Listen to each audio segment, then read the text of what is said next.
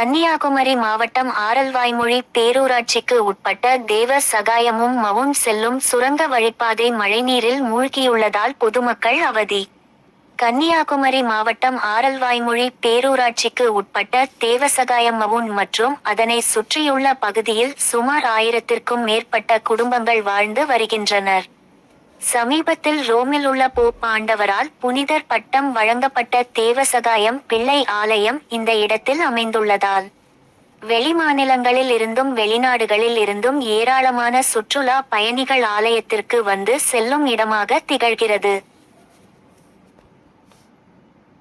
குமரி மாவட்டம் முழுவதும் சில நாட்களுக்கு முன்பு பெய்த கனமழையால் அரல்வாய்மொழி 4 வழி சாலை அருகே தேவசகாயம் மவுன் பகுதியிலிருந்து ஆரல்வாய்மொழிக்கு செல்லும் சுரங்க வழி பாதையில் மழைநீர் தேங்கிய நிலையில் உள்ளதால் பொதுமக்கள் அன்றாடம் 4 வழி சாலையை கடக்கும் சூழ்நிலைக்கு தள்ளப்பட்டுள்ளதாகவும் மேலும் பள்ளி கல்லூரிக்கு செல்லும் மாணவ மாணவிகள் இருசக்கர வாகனத்தில் பணிக்கு செல்லும் நபர்கள் சுமார் 2 கிலோமீட்டர் தூரம் சாலையை சுற்றி செல்லும் அவல நிலைக்கு தள்ளப்பட்டுள்ளதாகவும்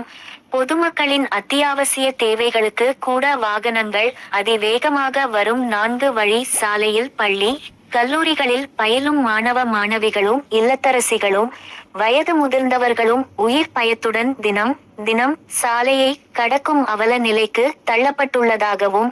எனவே தினம் தினம் இந்த சாலையில விபத்துக்கள் அரங்கேறுவதாகவும் பெரும் உயிர் பலி ஏற்படும் முன்பு பேரூராட்சி நிர்வாகம் துரித நடவடிக்கை எடுத்து சுரங்கப்பாதையில் தேங்கி உள்ள பெரும் நோய் தொற்று ஏற்படுத்தும் மழைநீரினை அப்புறப்படுத்தி பொதுமக்கள் உபயோகத்திற்கு தரும்படி பொதுமக்களும்